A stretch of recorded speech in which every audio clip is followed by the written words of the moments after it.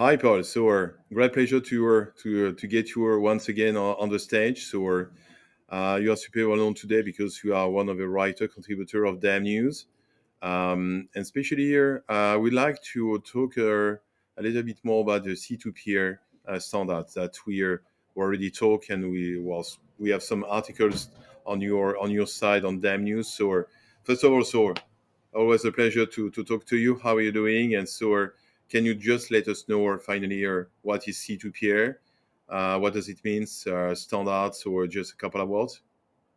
Absolutely. First, hi, and thank you. Always a pleasure to have a talk with you about all these matters that are important. What is C2PA? C2PA is an organization that was created about 4 years ago by some of the biggest tech companies in the world and volunteers to create a nutrition label on content to allow people to understand and know where that uh, file came from, who created it, and then what happened to it since its creation and the time it got to the viewers.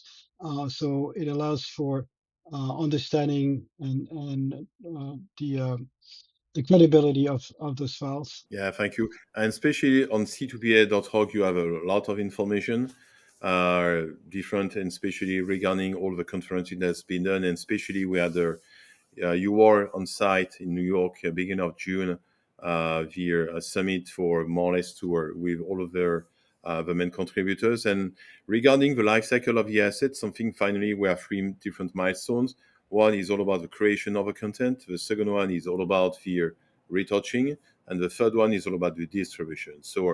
Of course, I think one of the benefit of the C2PA is really to track finally belongs with the author and copyright regarding the images.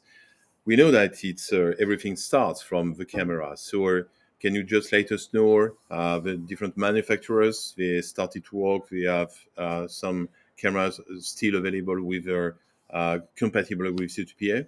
Absolutely. And one of the expression that is very popular in that field is what they call from glass to glass, right? From the glass of the camera to the glass of your computer screen.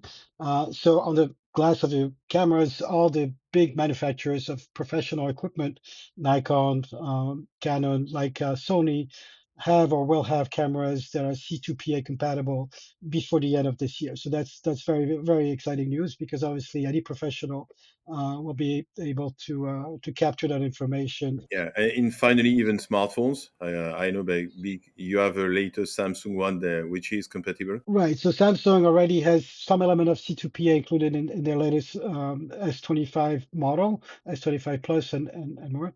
And then there is a conversation with Apple. Obviously, that's the big one about adopting the same thing. But we should comfortably say that it should be in your smartphone by the end of next year, 2026, probably in the latest models of your smartphone. Yeah, which is good news because, of course, the best camera is the one that you have in your pocket. So it's important to get the smartphones at the end of the day.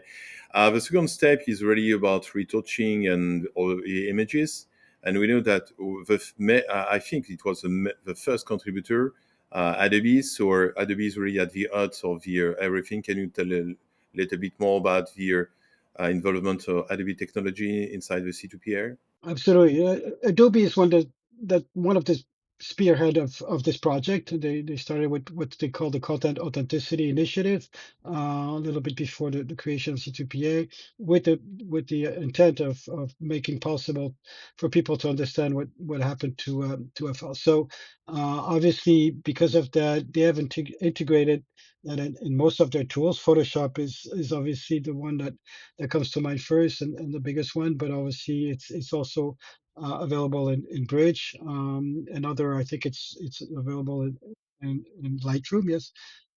But also on the flip side, in their AI tools like Adobe Firefly, also generates a C2PA credential when you generate an image with there. So yeah, Adobe is probably very very involved with that. Which is important because, as we know, it's for any photographer. Every image is as a represents by way of copyright, so it's important be alongside the AI generative that they are not creative. The photographer is a creator. it's important to track, of course, the true creator of the images. Of course, we are talking about Adobe, but we know that especially in the field of photography, we have a bunch of softwares, just like Capture One, Photo Mechanic, and others. So, is it something also which is that you see some engagement of all their software company? Absolutely. And there was a summit in New York about a couple months ago, where there's over two to 300 participants, and there were representative of Capture One as well as photo mechanics, and they're very much involved into implementing it in a very near future into their software and the solution as well. So expect to see support for C2PA, if not before the end of the year, early of 2026, in those software as well, because yeah, there's a lot of interest in it. And of course, the last milestone is all about distribution. So we know that a lot of people are not using a DAM system to share the contents. It's all about the social platform, Facebook, etc.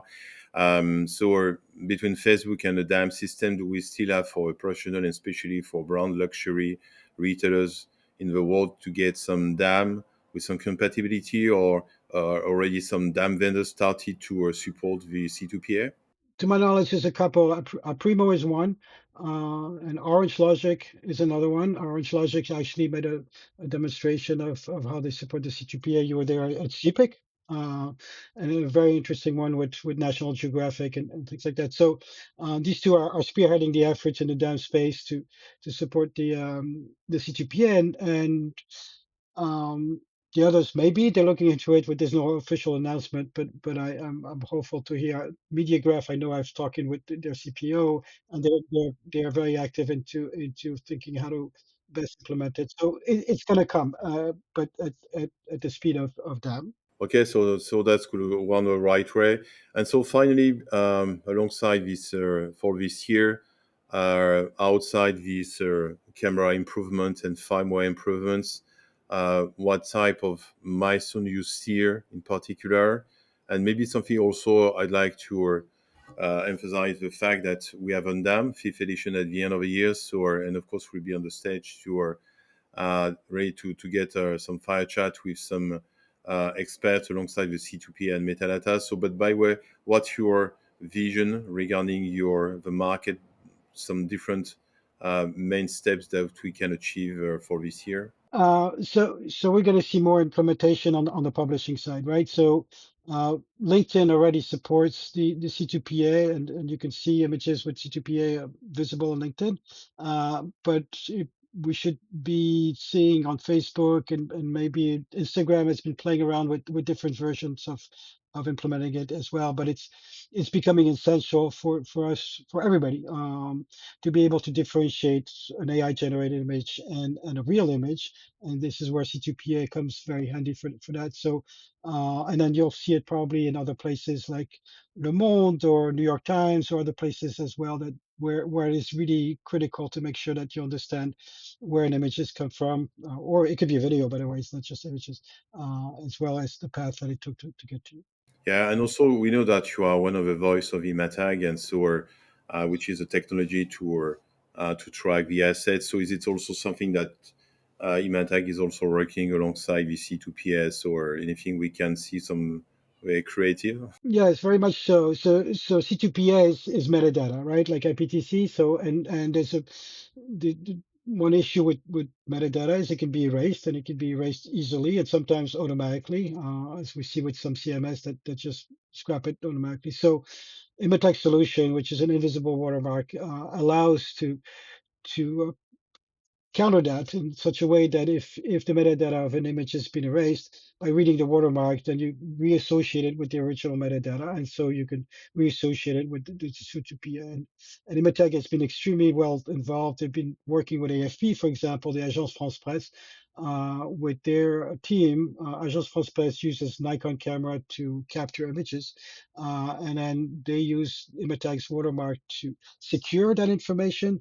And so wherever the images go, even if it's cropped, even if the metadata is pulled away by just reading the watermark, then it's reunited with the original caption, original C2PA, and original image. So it's extremely important in the news cycle to secure that. Yeah, a reason why it's super important, by the way, and this is also commented by Activo to support CEPIC, IPTC, or C2PA, all these organizations, to make something, I think, smarter, also to bring some insight to the vendors, and also and this is also a commitment on ours, because we're also partner of Imatag at one stage to explain to the end customer that we have a technology to trust your content, and to finally to track the assets wherever they are.